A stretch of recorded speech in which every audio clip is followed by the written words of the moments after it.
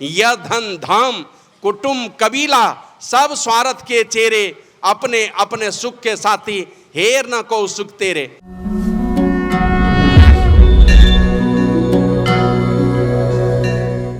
सुबह सुबह सुमंत सारथी जाते हैं, आप चलिए कोप भवन में पिताजी के पास, और वहाँ से जाते हैं अपने पिताजी के पास। तो देख लिया पिताजी को मूर्छित अवस्था में। उसके पहले सारी घटना की जानकारी ले ली अपनी माता से, और माता से जानकारी लेकर के यही पूछा, माते क्या बात है, ये घर में उदासी क्यों है? और पिताजी इस प्रकार मैंने क्या कहते हैं, एकदम लगते हैं मुर्दा के समान हो गए, क्यों ये मूर्छित अवस्था में गिरे पड़े हैं फर्श पर, क्या बात है? तो वो बिल्कुल मुंह टेढ़ा करके, वो मैंने क्या कहते हैं, वो कर्कश वातावरण ही था उस समय, टेढ़ी सी बात वो बोलती है कि तुम्हारे पिताजी ने मुझे 2 वरदान देने का वचन दिया था, और वो कहा था कि जब मौका लगेगा तुम मांग लेना। मैं अभी मांगना भी नहीं चाहती था, बार बार वो मैंने कहती रहे बर मांगो बर मांगो। तो पहले तो दोनों में बकवास हुआ है, माता कई उन्हीं को कहती है, एक तरफ का तो बर मांगो, और एक तरफ ही औरत के तरह स्त्री की तरह करुणा क्यों करते हैं? जब बात बोल रहे हैं दान देने की बात बोले, नहीं देना है, अब बात बदलना चाहते हैं, और वही कहते हैं एक तरफ दानी कहलाते हैं, दूसरे तरफ कंजूसी भी करना चाहते हैं। क्या दोनों काम एक साथ कैसे होगा? गाल भी फुलाएं और ठठा के भी हंसें, ये दोनों बातें कैसे हो सकती? वही कहती है माता कई अपने पति को देखकर, दुई होई एक समय भुआला, हंसब ठठाई फुलाऊ गाला। क्या ये दोनों काम एक साथ कैसे होगा? ये ठठा के हंसना और गाल फुलाना दोनों एक साथ कैसे हो सकता है? दानी कहाऊ आरु कृपनाई, होई की सेम कुशल रौताई। एक तरफ दानी चिन्हाते हैं और दूसरे तरफ कंजूसी करते हैं। बड़ा दानी बर मांगो, अब मांग रही हूं तो मैंने उसमें आना कानी आप कर रहे हैं। क्या जब दो आदमी लड़ता है तो उसमें कुशल क्षेम भी पूछा जाता है?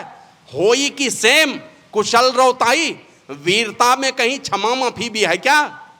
जब लड़ते हैं तो क्षमा कुशल क्या पूछना, लड़ता है तो फिर लड़ता है, वो तो दुश्मन हो जाता है, तो क्षमा कुशल होता है उसमें क्या?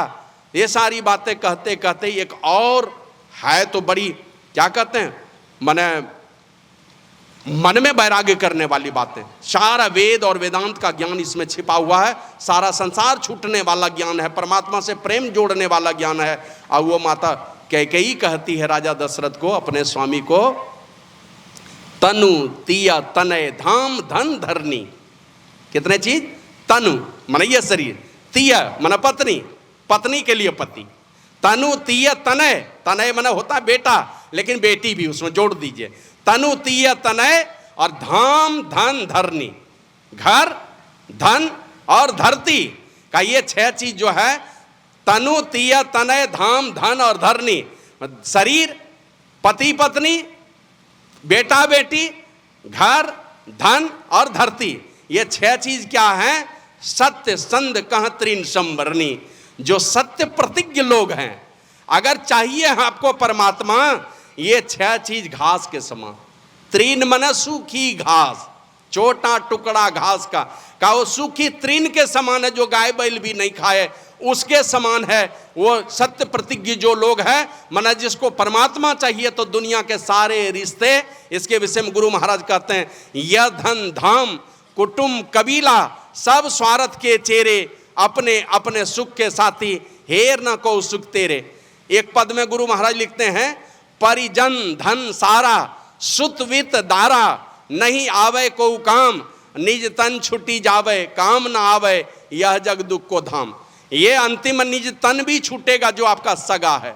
ये भी बाबा कबीर तो और कड़वी बात कहते हैं, सुनने में बड़ा अटपटा सा लगता है।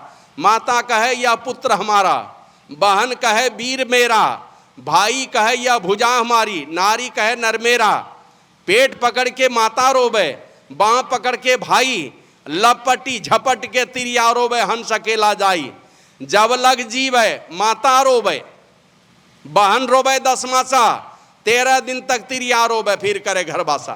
13 दिन तक रोएगी, है तो बड़ी कड़वी बात, सुनने में अच्छा नहीं लगता है, लेकिन बात सत्य यही है। 13 दिन के बाद धीरे धीरे उस गम का जो घाव है ना, वो धीरे धीरे भरने लगता है। सब लोग भूल जाएंगे, बस अपने संसार के मस्ती में लोग डूब जाते हैं। काहे को उनको याद करेंगे? कोई कोई है साल में एक बार कभी भूल से याद कर लिया तो याद कर लिया, बाकी किन्हीं के याद नहीं आती। और उल्टे पुल्टे कर्म करेंगे। पिताजी किस रास्ते पर चलते थे, बाल बच्चे और उल्टे पुल्टे टेढ़े मेढ़े रास्ते पर चलेंगे। और इस माने क्या कहते हैं, ये सब काम में हमारा जो मध्यम वर्ग है ना, मैं बराबर बोलता हूँ इस बात को, हमारा जो मध्यम वर्गीय समाज है, माना करोड़ 2 करोड़ 5 करोड़ वाला नहीं, ये बीच वाला जो समाज है ना, ये बीच वाले समाज में देखिए अपने माता पिता के से दुराव बनाना ये बहुत लोगों को है। ये बड़ी विकट समस्या हमारे समाज के लिए। मध्यम वर्गीय, आप जाइए किसी मरवाड़ी के घर में, गद्दी पर देखिए बाप दादा का तस्वीर पाते हैं कि नहीं पाते हैं, शाब लगा करके रखा है। कभी अपने बूढ़ा भी है कुछ नहीं करता, पिताजी को वहां बैठा करके रखेगा, हिसाब जोड़वाएगा उनसे, आप बैठ करके हिसाब जोड़िए। तो सत्य प्रतिज्ञ लोगों के लिए ये क्या है, ये सारे रिश्ते नाते ये क्या है, का तनु तीय तनय धाम धन धरनी सत्य संद कह त्रिन संबरनी। जो सत्य प्रतिज्ञ लोग हैं, जो परमात्मा के रास्ते का बटोही हैं, उनके लिए सारे क्या हैं, ये सारे के सारे घास के समान कहे गए, त्रिन संबरनी, घास के समान इसका वर्णन किया गया है। वही बाबा कबीर कहते हैं, कहते कहते कहते हैं, 4 गजी मंगाया चढ़ा काट की घोड़ी, चारों कोने में आग लगाया फूक दियो जस होरी, और हाड़ जरे जस ला करी के केस जरे जस घासा, सोना ऐसी काया जर गई कोई ना आयो पासा, मन फूला फूला फिरे जगत में कैसा ना तारे। ऐ मेरे मन, जिनको देख करके तुम गदगद हो रहे हो, फूले नहीं समा रहे हो, जरा कभी विचार किया कि कैसा रिश्ता नाता है। कोई सारे रिश्ते नाते इधर ही रह जाएंगे, अकेले जलोगे उस रास्ते पर, अकेली हंस अकेला जाइए, हंसा अकेला ही जाएगा और अपने ही जल करके समाप्त हो जाओगे। तो बाबा कबीर कहते हैं, घर की तिरिया ढूंढन लागी, ढूंढी फिरी चौहु दिशा, चारों दिशा में ढूंढ लेगी। कहे कबीर सुनो भाई साधो छोड़ो जगत की आशा, वो चारों दिशा में ढूंढेगी, फिर अपना घर परिवार में मस्त हो जाएगी, कोई किसी को याद करने वाला नहीं होता। तो ये दुर्दिन आता है। वही माता कैकेयी कहती है, जो सत्य प्रतिज्ञ लोग हैं, अगर परमात्मा चाहिए, गुरु महाराज के पिताजी गए थे लौटाने के लिए, एक महात्मा मिल गए, तो वो महात्मा जी गुरु महाराज जी के पिताजी के सामने में ये सवाल, माने ये सवाल जवाब हो रहा है। गुरु महाराज जी के पिताजी कहते हैं कि जिसने अपने माता पिता की सेवा नहीं की, क्या उसको स्वर्ग मिलेगा? वो महात्मा जी कहते हैं नहीं, वो तो नहीं मिलेगा। तो मेरे बेटे को जरा समझा दीजिए, ये गुरु महाराज के विषय में इनके पिताजी ही कहते थे, जरा इसको समझा दीजिए, माता पिता की सेवा छोड़ करके बाहर चला जाएगा, घर गृहस्थी संभालेगा नहीं, तो इसको क्या स्वर्ग भी मिलने वाला है? तो बोले नहीं, स्वर्ग तो नहीं मिलेगा। तो गुरु महाराज कहते हैं नहीं, हम स्वर्ग कहाँ खोजते हैं, हम तो मुक्ति चाहते हैं, नहीं चाहिए हमको स्वर्ग, हमको मुक्ति चाहिए। अब ये गुरु महाराज कहते हैं, अब वो महात्मा जी कहते हैं हाँ ये भी ठीक है कहता है। अब ठीक क्या कहता है, तो गृहस्थ धर्म कहता है, लेकिन ये सन्यास धर्म में गुरु महाराज इस प्रकार की बातें कहते हैं, हमको तो बस किसी न किसी प्रकार का, हमको इस संसार में आना नहीं है, हम सदा सदा के लिए ये संसार बार बार माँ के कोख में आते रहे, जन्मते रहे, मरते रहे और संसार के झंझावातों को झेलते रहे, हम सदा सदा के लिए मुक्ति चाहते हैं, हमको कुछ नहीं चाहिए, इसलिए घर द्वार छोड़ दिए गुरु महाराज। और तब वो कहते हैं हाँ ये भी ठीक कहता है। तो उनके पिताजी कहते हैं हमारी भी बात ठीक है, इनकी भी बात ठीक है। बोला आप तो घर गृहस्थी वाली बात बोलते हैं ना, और ये तो वेदांत का ज्ञान बोलता है, दोनों बातें सही है। तो ये सारे रिश्ते जो सत्य प्रतिज्ञ लोग हैं कि हमें कुछ नहीं चाहिए, एकमात्र परमात्मा ही चाहिए, उसके लिए संसार के सारे रिश्ते, ये सारे रिश्ते मैंने क्या कहते हैं, ये एकदम कच्चे धागे से भी कमजोर ये रिश्ता, कोई रिश्ता नाता उनके लिए कुछ नहीं चलता। लेकिन संसार में जब हम रहते हैं, जैसे भगवान राम को लोग मानते का हैं भगवान, भगवान है इसलिए पूजते हैं, हाँ इसलिए भी पूजते हैं, भगवान है इसलिए पूजते हैं, लेकिन इससे अधिक पूजा इसलिए होती है उनकी, है भगवान।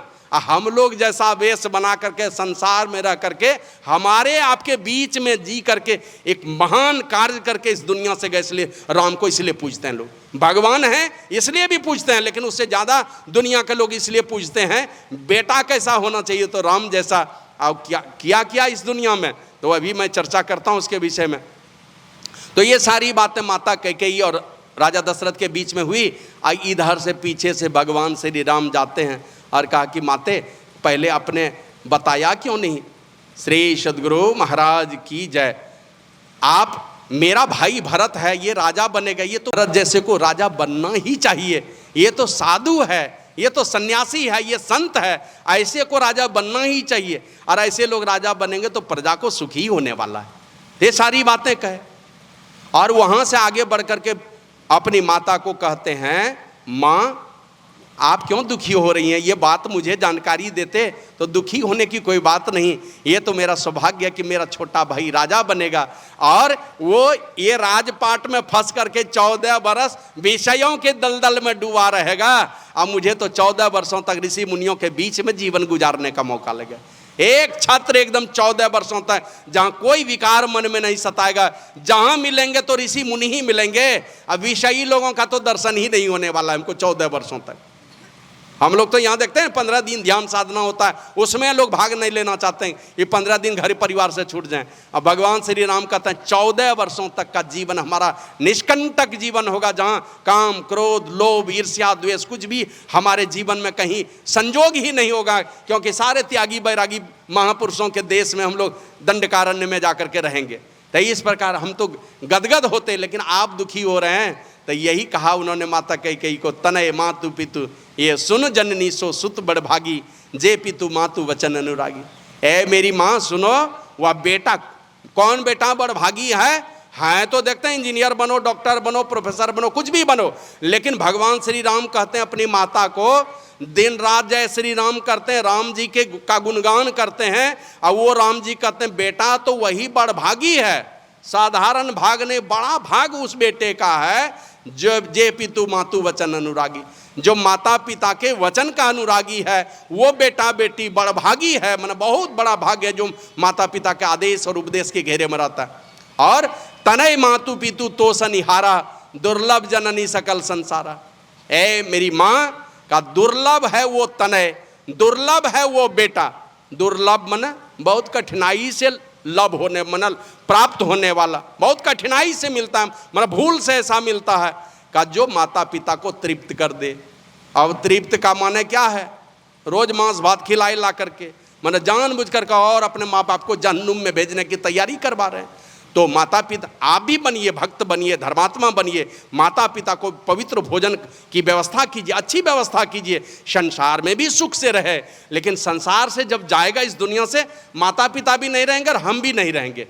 याद माता पिता पहले चलेगा, हम सब पीछे से जाएंगे। जाना तो सब लोगों को है इस दुनिया से, तब माता पिता अगर पहले जाएं कि पीछे जाएं, माता पिता कहीं जा करके जिस माँ की कृपा से इस दुनिया में आए, जिस पिता की कृपा से हम इस दुनिया में आए हैं, वो माता पिता कहीं नरक में जाकर के दुख झेले।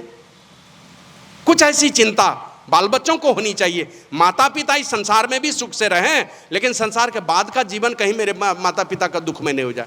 अब ये नहीं कि बना दिए पिताजी के नाम से धर्मशाला, पिताजी का जय जयकार हो रहा, मंदिर बनवा दिए, गेट में नाम दिला दिए, अब पिताजी वहां भूत प्रेत बन करके खजूर के गाछ पर डेरा डाले हुए, भूत प्रेत बन गया है मर करके, उनकी परवाह कभी नहीं की। तो यहाँ तो जय जयकार होगा, ग्रिल में नाम लिखा हो रहेगा माता पिता का, लेकिन मर करके वो भूत प्रेत की जोनी में चले गए। हम लोग पिंडदान करवा दिए, पितर जोनी में पड़े हुए हैं, वो जाकर प्रेत जोनी में पड़े हुए हैं। तो बेटा बेटी वो है का जो माता पिता को तृप्त कर दे, माने इस संसार में भी, माने संसार में भी उनको सुख का साधन मिले, लेकिन संसार के बाद भी हमारे माता पिता जाएं तो उनकी भी चिंता होनी चाहिए। और उसके लिए कि जब तक बेटा धर्मात्मा नहीं होगा, पापी आत्मा बेटा कभी अपने माता पिता को मुक्ति देगा? जो अपने खुद ही जहन्नुम में जाने की तैयारी किए हुए, वो अपने माता पिता को कहाँ से मुक्ति देने वाला है? और ये क्या कहते हैं, गरुड़ पुराण में लिखा है, कहते हैं बेटा बेटी अगर मांसाहारी होकर के अपने माता पिता को अग्नि संस्कार करता है तो माता पिता सीधे जहन्नुम में जाते हैं।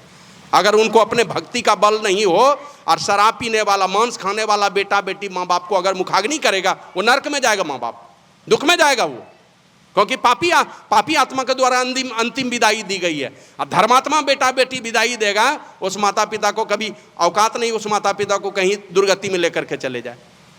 नरसिंह भगवान का जब अवतार हुआ, भक्त प्रहलाद ने यही कहा था ना, भगवान मेरे लिए आप इस दुनिया में आए और मैं तो आया हूं इस पिता की कृपा से। यह पिता ना होते तो मैं आता कैसे इस संसार में? इसलिए प्रभु आप आए हैं इस संसार में, इतना कष्ट उठाना पड़ा, तो प्रभु एक काम कीजिए, ये ना होते तो मैं ना होता, और मैं ना होता तो नरसिंह भगवान को दुनिया जानती कहाँ से? इसलिए प्रभु आप मेरे पिताजी का उद्धार कर दिए। तो नरसिंह भगवान ने कहा कि वत्स, तुम्हारे पिताजी का शरीर मेरे शरीर से स्पर्श हो गया है ना, इसलिए तुम्हारे पिता की दुर्गति नहीं हो सकती, इनकी सदगति ही होगी। लेकिन तुम अग्नि संस्कार करोगे तो और अच्छी गति होगी। तुम करो अग्नि संस्कार और अच्छी गति होगी। और कहते कहते कहते हैं तुम्हारे जैसे भक्त के भक्ति में इतना दम है, एक पिता के उद्धार की बात तो छोड़ दो, तुम्हारे 21 पीढ़ी के पूर्वज अभी सब एक जगह रहते तो सबका उद्धार हो जाता। 21 पीढ़ी के पूर्वज बोले कौन कौन? बोले 7 पीढ़ी तुम्हारे माँ की, 7 पीढ़ी तुम्हारे पिता की और 7 पीढ़ी तुम्हारे ससुर की। 21 पीढ़ी का उद्धार एक साथ में हो जाता अगर सारे पूर्वज यहाँ पर रहते। अभी तो तुम्हारे भक्ति में इतना दम है, उससे उन सबों का उद्धार हो जाता, सब यहाँ रहते तो इसलिए बेटा बेटी घर में धर्मात्माओं, वही भगवान श्री राम सारे बेटे के लिए, सारे भाइयों के लिए, सारी बहनों के लिए संदेश दिए हैं। वो बेटा है बड़भागी जो माता पिता के वचन का अनुरागी है, और वो बेटा दुर्लभ है मिलना इस संसार में, वो बेटी दुर्लभ है संसार में मिलना जिसके कृत्य से माता पिता को तृप्ति मिल जाए। मतलब संसार में भी सुख चैन का साधन मिले और संसार के बाद का भी जीवन कहीं जाए मेरे माता पिता कहीं दुर्गति में नहीं पड़े हैं, और दुर्गति में पड़े हैं तो फिर हम लोग उसकी तैयारी करेंगे चाहे जितना कष्ट उठाना पड़ेगा। राजा भगीरथ ने क्या किया? वो राजा सगर के 60,000 पुत्र कपिल भगवान ने देखा आँख खोल करके तो जल के भस्म हो गया। क्या गलती हुई थी? मारो मारो मारो। देखा मना अश्वमेध यज्ञ का घोड़ा जो है यहाँ लाके बंधा है, ये चोर है। वो चोर समझ करके मारो मारो मारो जैसे बोला तो कपिल भगवान की दृष्टि खुली, जैसे देखा सब जल के भस्म हो गया। लोग कहते हैं जला के भस्म कर दिया। साधु संत कभी जला के भस्म नहीं करते, वो साधु के विरुद्ध जो उल्टा पुल्टा बोला ना तो अपने पाप से अपने जल के भस्म हो गया। अब पीछे से गए अंशुमान जो उनका राजा सगर को 60,000 एक बेटा था, तो 60,000 एक माँ से और एक बेटा दूसरे माँ से। वो एक बेटा गया है अंशुमान, और वो बड़ा धर्मात्मा था। राजा सगर को मना कर किया था, पिताजी या आप जो आपका ये सब बेटा मिल करके कह रहा है अश्वमेध यज्ञ करेंगे ना, ये मत कीजिए, ये सब उद्दंड है, आपको कहाँ ले जाके गड्ढा में गिराएगा, कहाँ नहीं जा सकता है, मत करने दीजिए। 60,000 बेटा रहने से क्या होगा? आपके नाम पर ठीक है कुछ दूर तक घोड़ा आपका नहीं रुकेगा, लेकिन आपका बेटा लोग बड़ा उद्दंड है, कहीं साधु संत से किसी तरह का उल्टा पुल्टा कर गया तो सब लेनी का देनी पड़ जाएगा। और वही हुआ, इन लोगों ने, इंद्र ने घोड़ा चुरा लिया, देखा कि ये राजा सगर का यज्ञ अगर सफल हो जाएगा 100वां अश्वमेध यज्ञ तो सीधे चला जाएगा इंद्र के गद्दी पर बैठ जाएगा, इंद्र को हटा दिया जाएगा वहां से। तो इसीलिए घोड़े की चोरी की और कपिल भगवान के कुटिया में ले जाके बांध दिया। अब वहां बांधा था 60,000 बेटे यहाँ से गए तो जाके प्रार्थना करनी चाहिए। किन्हीं को क्या कहते हैं, किन्हीं के विषय में कोई आपके निकट आया, उनको समझने की कोशिश कीजिए, उनको समझिए। ये नहीं कि कुछ बोल दिया तो बोलने पर ये एक्शन रिएक्शन मत दिखाइए, बिना समझे अगर कुछ कर देंगे बड़ी भारी हानि हो जाएगी। तो इसलिए बिना सोचे समझे मारो मारो मारो जो बोला, आंखें खोले सब जल के भस्म हो गया। बाद में जब अंशुमान को पता चला कि मेरा 60,000 भाई जल करके भस्म हो गया, फिर पिताजी के पास आकर के, वो तो चला गया था तपस्या करने, पिताजी को आकर के कहा पिताजी बड़ी गलती हो गई है, ठीक है मैं पता करता हूँ कि आखिर कहाँ है मेरा 60,000 भाई।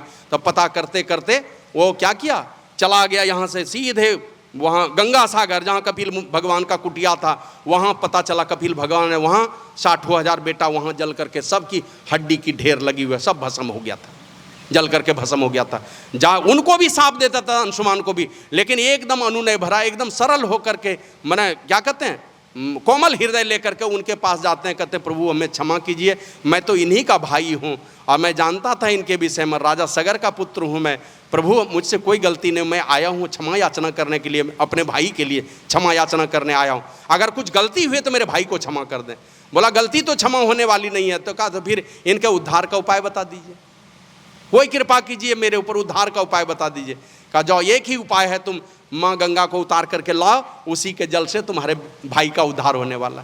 तो राजा सगर चले गए, और राजा सगर का जो एक बेटा अंशुमान बचा था वो चले गए, दिलीप चले गए, मैंने कई राजा आए सारे चले गए। इसी बीच में राजा भगीरथ आ गए। अब उनको चिंता लगी हुई है, हजारों वर्ष गुजर गए फिर भी खानदान में एक बेटा आया राजा भगीरथ, तो उनको चिंता हो गई।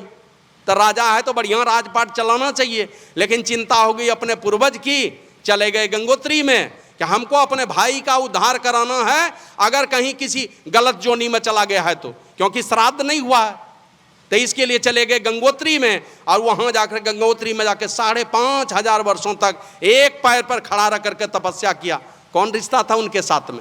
तो अपने खानदान में 60,000 बेटा जल करके भस्म हो गया है, उन सबों का उद्धार हो जाना चाहिए। और हमारे पूर्वज बता के गए हैं कि जब तक माँ गंगा उतर करके नहीं आएगी उसी के जल से उद्धार होगा, दूसरे किसी उपाय से नहीं होगा उद्धार।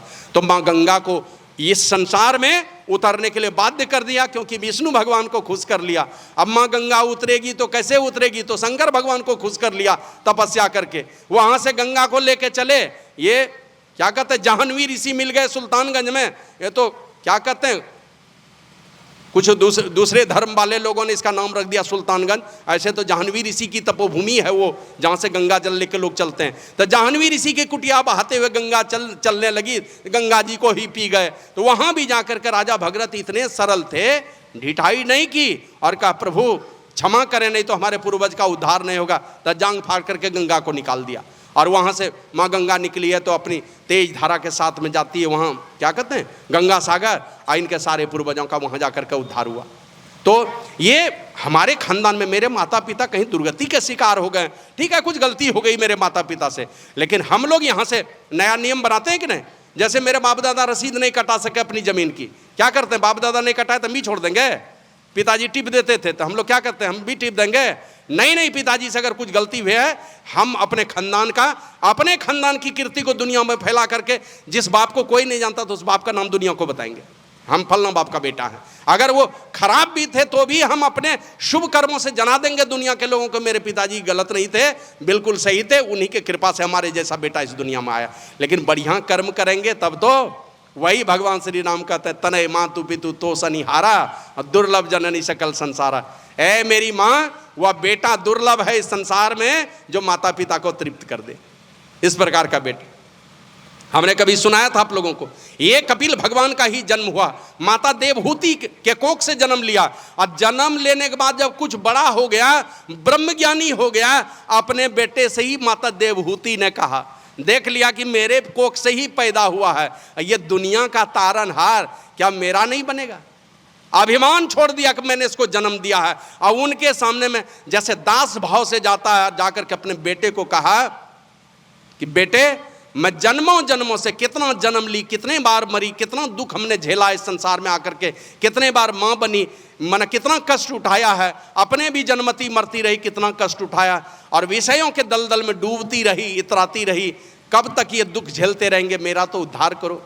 अपने बेटे को कहा। और ये ब्रह्मज्ञानी बेटा कपिल भगवान अपने माँ को दीक्षा दान दिया, ब्रह्म ज्ञान का उपदेश किया और अपने माँ को मुक्ति देने का काम किया। तो बेटा वही भगवान श्री राम का, तो वो बेटा है दुर्लभ इस संसार में जो माता पिता को तृप्त कर दे। माने माता पिता को कौन तृप्त कर सकेगा? जो खुद ही तृप्त होगा, इस संसार में जो तृप्त होगा, और संसार के बाद भी तृप्ति के धाम में पहुंचेगा जो। और नहीं तो बाबा कबीर तो कहते हैं, दूर दूर ढूंढे मन लोभी, मिटे न गर्भ तरासा, साध संत की करे न बंदगी, कटे कर्म की फांसा, तन छूटे जीव मिलन कहता हूं सो सब झूठी आशा, और अब हूं मिला सो तब हूं मिलेगा, नहीं तो जमपुरवासा। जो परिस्थिति बनाए हैं वही परिस्थिति फिर से मिलेगी। माने कुत्ते गधे वाला काम करते रहे तो कुत्ते गधे वाली जोनी की व्यवस्था कर देंगे परमात्मा। तो वही भगवान श्री राम ये सारी बातें माता कैकेयी को कह करके फिर आगे बढ़ते हैं, यही कह करके कि माँ ये तो मेरा सौभाग्य होगा कि भरत राजा बनेगा, और दुनिया के लोग कहेंगे कि ये राम कौन है जानते हो? ये तो अयोध्या के राजा का बड़ा भाई है, ये अयोध्या के राजा का ये बड़ा भाई है। मन अयोध्या का राजा भी पैर छू के प्रणाम करता है इनको, ये वो शख्स है, ये तो दुनिया में और कीर्ति फैलाएगा मेरा भाई भरत। और तो और आप जानते हैं ना, एक तरफ राम है, मैंने भाई के लिए क्या किया, और एक तरफ एक रावण था, ये राम है, एक तरफ भरत के लिए क्या किया, लक्ष्मण के लिए क्या किया, सुग्रीव से दोस्ती कर ली है ना। वो गु निषाद श्रृंगवेरपुर के राजा, वो गु निषाद से दोस्ती है, मैंने छोटे छोटे लोगों को दोस्त बनाया। और ये वो रावण है जो अपने सहोदर भाई को लात मार करके घर से भगा दिया। तो ये राम आकर के सारा चीज सिखा करके गए दुनिया में कि किस प्रकार का बेटा, किस प्रकार का भाई हो। आगे बढ़ते हैं, पिताजी के पास गए, पिताजी को कहते हैं पिताजी आप दुखी मत होइए, कोई आपने को बुरा कर्म नहीं किया है, आपके जैसा बाप दुनिया में किसी को भूल चूक से ही मिलता, भूल से मिलता, आपके जैसा चक्रवर्ती सम्राट, आपके जैसा चरित्रवान लोग भूल से मिलता किसी को, ये मेरा सौभाग्य है। आप दुखी क्यों हो रहे हैं? पिताजी आप आदेश दीजिए, कोई लाचारी मत दीजिए, बस राजा जिस तरह हुक्म देता है किसी को ना, उस तरह आप हमको लिखित में आदेश दे दीजिए बन जाने का। आप राजा हैं मेरे लिए, बाप हैं बाद में, पहले राजा हैं मेरे लिए। आप हमको लिखित रूप में आदेश दीजिए, मैं आपका आदेश लेकर के बन जाऊंगा और 14 वर्षों तक आपके आदेश का पालन करके रहूंगा। आऊँगा दुनिया में तो दुनिया में और मेरा जय जयकार होने वाला। और जय जयकार भी इसलिए होने वाला है ना, आप जानते हैं ना, माता कौशल्या को राम जी बहुत मानते थे क्योंकि अपनी माँ थी। इसलिए दुनिया के लोग मानते हैं क्या कि अपने माँ को बहुत मानते थे? नहीं नहीं, अपने माँ को मानते थे इसलिए तो मानते ही हैं राम जी को, लेकिन इससे ज़्यादा इसलिए मानते हैं कि माता कैकेयी जिसने वन जाने का आदेश दिया था, उस माँ को भी माता कौशल्या से कम आदर नहीं दिया। उस माता को भी अपनी माँ से ज़्यादा आदर दिया है। उस माँ को, उनके पिताजी ने उस माँ को वचन दिया था, सौतेली माँ को वचन दिया था, और वो वचन पूरा करने में राम जी 14 वर्ष के लिए वनवास चले गए। माने माता कौशल्या से ज़्यादा आदर दिया माता कैकेयी को और माता सुमित्रा को। और ये क्या कहते हैं, इसलिए दुनिया के लोग उनको मानते हैं कि अपनी सौतेली माँ को भी उतना ऊंचा आसन दिया जो अपनी माँ को देते थे, उससे भी ज़्यादा आदर दिया। तो ये सारी बातें कह करके राजा दशरथ के पास जाते हैं तो वही कहते हैं, पिताजी आप आदेश दीजिए लिखित रूप में, मैं जाऊँगा वन में और वन से लौटूंगा, वहाँ से तो और दुनिया में जय जयकार होगा मेरा। और आप लोग जानते हैं ना, राम जी का जो जीवन था, अगर वो वन नहीं जाते वन, तो और राजा की तरह बड़े बड़े राजा इस संसार में आए, जैसे भगीरथ आए, तो सगर आए, दिलीप आए, अंशुमान आए, और भी बड़े राजा आए। इनके विषय में बहुत चर्चा है क्या? बस राजा का बच्चा जैसे पलता है, राजकुमार उसी तरह पलते बढ़ते, शादी ब्याह करते, दुनिया से चले जाते। राम जी वन नहीं जाते तो राम नहीं बनते। राम जी वन गए इसलिए राम बन गए, वन नहीं जाते तो राम नहीं बनते। दुनिया में राम की चर्चा नहीं होती, वन जाने ने ही राम बना दिया। और नहीं तो बस ये राम ही रह जाते, और वन गए तो मर्यादा पुरुषोत्तम राम हो गए, वहाँ गए तब पहचान हो गई इनकी। तो वही पिताजी को कहते हैं, पिताजी आप दुखी मत होइए, लिखित रूप में आप आदेश दीजिए। और पिताजी को देख करके कहते हैं, धन्य जन्म जगती तल तासु, पिता ही प्रमोद चरित सुनी जासु। ए पिताजी, उस बेटा का जन्म लेना धन्य हो जाता है। कौन बेटा का?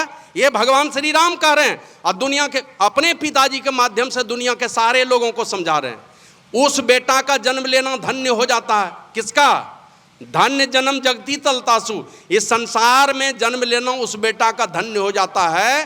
पिता ही प्रमोद चरित सुनी जासु, जिसका चरित्र सुन करके, जिसका कृत्य सुन करके बाप का सीना फूल जाए, बाप गदगद हो जाए। जिस बेटे का चरित्र सुन करके, अरे ठग ठग करके बेटा ला देता है बाप को, बाप गदगद हो जाएगा क्या? ना, बाप को पता है मेरा बेटा लाता तो है, लेकिन लाता है ये बेईमानी का, और अंतिम में बेईमानी का कमाए बेईमानी में ही जाना, वो आपके हिस्से में आना नहीं है। थोड़े दिन तक रहेगा, लेकिन वो बड़ा दुख दे करके अंतिम में जाने वाला है। तो पिताजी अगर बाल बच्चे के कृत्य को सुनकर, चरित्र को सुनकर के गदगद हो जाए, तो कहते हैं पिता ही प्रमोद चरित सुनी जासु, धन्य जन्म जगती तलतासु। उसका जन्म लेना धन्य हो जाता है जिसका चरित्र सुन करके पिताजी गदगद हो जाए, माँ गदगद हो जाए। और चारि पदार्थ कर तल ताके, प्रिय पितु मातु प्राण समझा के। जिनको माता पिता अपने प्राण के समान प्यारे हैं, माने अपने प्राण की रक्षा जिस प्रकार करते हैं, उसी प्रकार माता